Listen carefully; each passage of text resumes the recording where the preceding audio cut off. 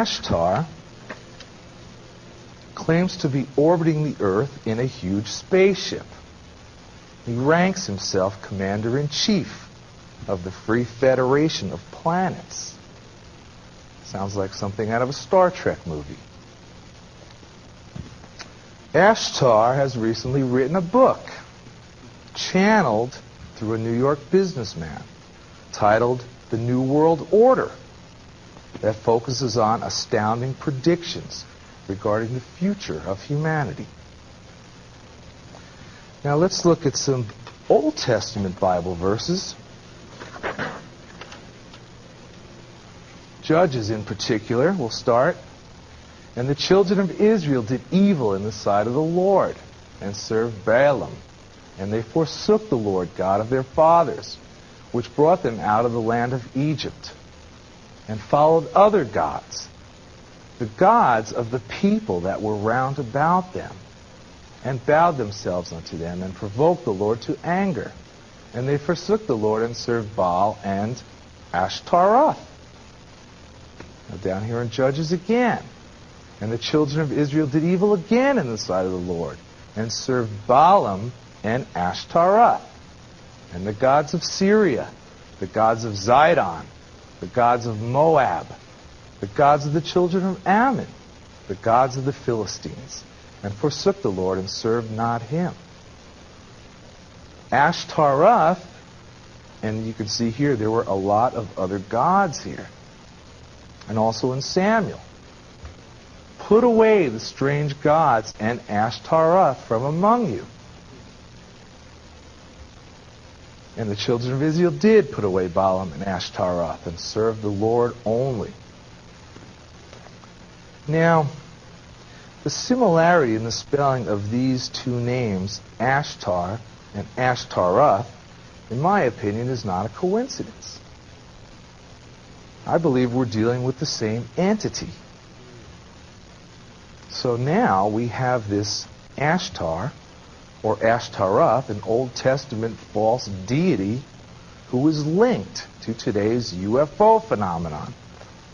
Now the Ashtar command boasts many great fleets of spaceships occupied by thousands of well-organized ranks of extraterrestrials. And one of its missions includes the evacuation of selected human souls during cataclysmic events that are soon to occur on Earth. Sounds like a rapture scenario. Now, the Ashtar Command has associates. 4 in particular. And 2 of the associates, or some of the extraterrestrials that are supposedly ranked higher, are Soltec and Munka. And these pictures are circulating the internet or New Age bookstores. 2 other associates involved with the Ashtar Command, or Ashtaroth, are Corton and Athena. Now, that's an interesting name. Athena has been recognized as the ancient Greek goddess, the gods of the Old Testament. Now, Athena claims to be a commander of the starship of Sananda. Okay, well, who is Sananda? Sananda claims to be one of the highest ranked extraterrestrials and is often referred to as the beloved commander-in-chief of the Ashtar Command.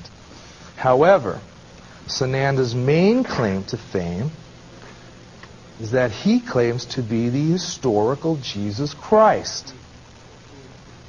He's also recognized as the Master Jesus. And we're going to see how these masters fit into this UFO scenario. Now, the origin of these ascended masters and their connection with present-day New Age teachings goes back more than 100 years. And I mentioned at the beginning of the presentation that the New Age movement actually was started because of events that took place in the mid to late 1800s. And at this time, 3 women arose: Helena Blavatsky, Annie Besant, Alice Bailey. They played the part of an occult female trinity, and they claimed to be in contact both physically and telepathically with these ascended masters of the Great White Brotherhood, who claimed residence on the planet Venus, like Adamski's extraterrestrial friend Orthon also claimed residence on Venus. There were higher masters, and they were called the Lords of the Flame. A group of lower masters, known as the Lords of the Seven Rays, was in direct contact with these 3 women. Now, the revelations received by Blavatsky, Besant, and Bailey have since guided the course of today's New Age movement. These 3 women were so influential on this entire New Age movement. Throughout the years, these ascended masters have been referred to by an assortment of titles, such as Spiritual Hierarchy of Ascended Masters is one of their titles. Illumined Ones, which strikingly is similar to the Illuminati. Great White Brotherhood, they're often called. Great White Lodge. Tibetan Masters. That's interesting. Tibetan. Well, actually, their earthly residence is supposedly in the Himalayas, near Tibet. Spiritual wickedness in high places. They're also often called the Masters of Wisdom. Remember that term. The Masters of Wisdom. Now, interestingly, some occultists affirm that these ascended masters are, in fact, spiritual, godlike human beings who possess great magical skills and powers. They supposedly have the ability to control these forces in the spiritual realm.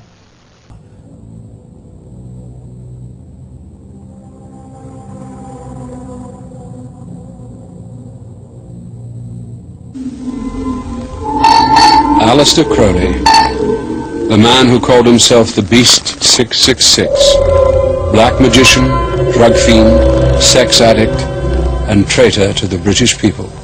He had so many Masonic degrees that you could fill up 5 pages of a book with them. This guy was probably the most highly honored Mason in the world.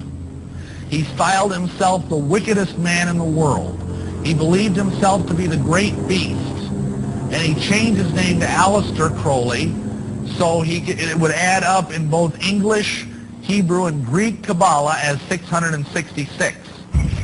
In 1904, Crowley had a communication with an extraterrestrial being named Ewas.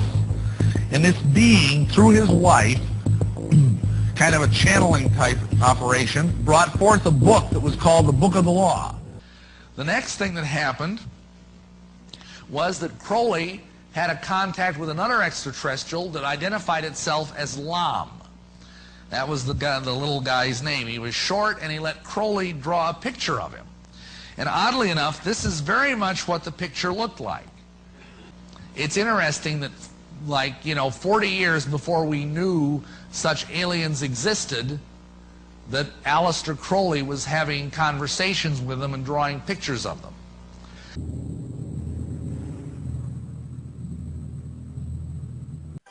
Dr. Jacques Vallée has addressed the United Nations on UFOs, and was a model in Steven Spielberg's Close Encounters of the Third Kind.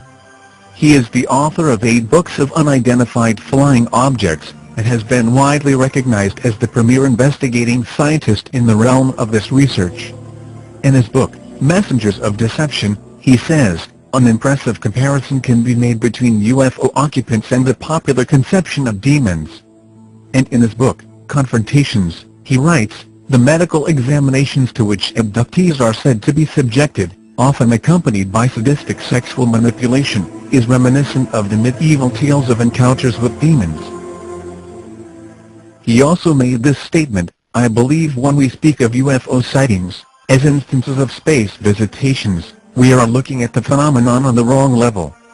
We are not dealing with successive waves of visitation from space, we are dealing with a control system."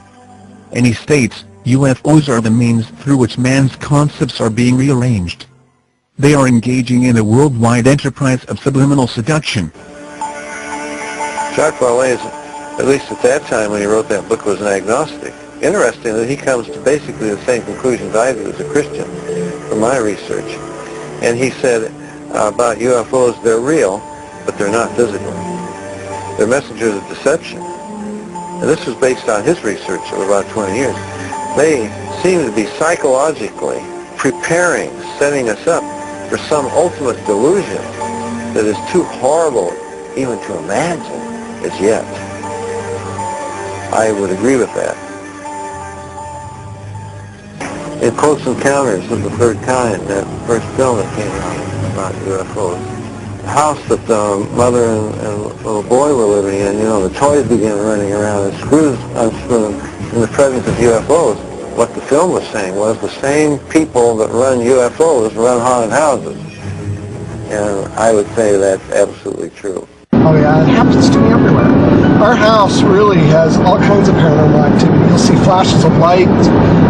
Sometimes furniture will move on its own. The water turns on by itself. You can watch the handle go on. There'll be, like the shower sometimes goes on. All kinds of crazy stuff.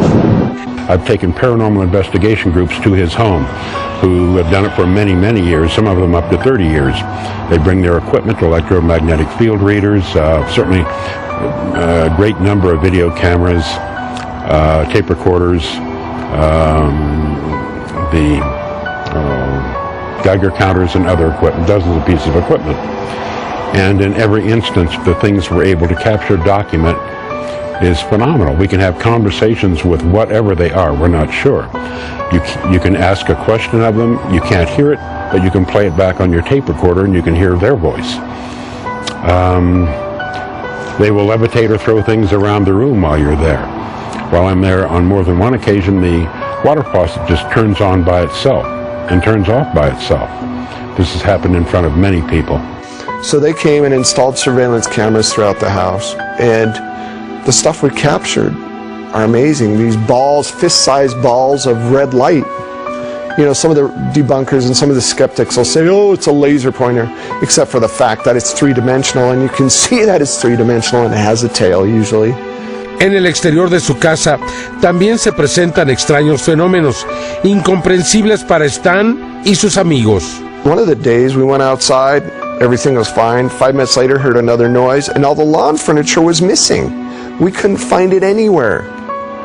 And we looked and looked, and finally somebody looked on the roof, and we had all our lawn chairs on the roof. Chairs on roofs, that would, the chairs that you'd walk outside, the chairs would all be out in the garden, or, outside on the lawn. And the next thing you know, they're up on the roof. También extrañas sombras al exterior y al interior de su casa, en las escaleras, en el sillón y frente a su gato. Incluso esta imagen del control remoto de Stan Romanek, que parece estar flotando en el aire, salvo por esta sombra que parece sostenerlo. Like a week later, all lined up nice and neat on the kitchen countertop.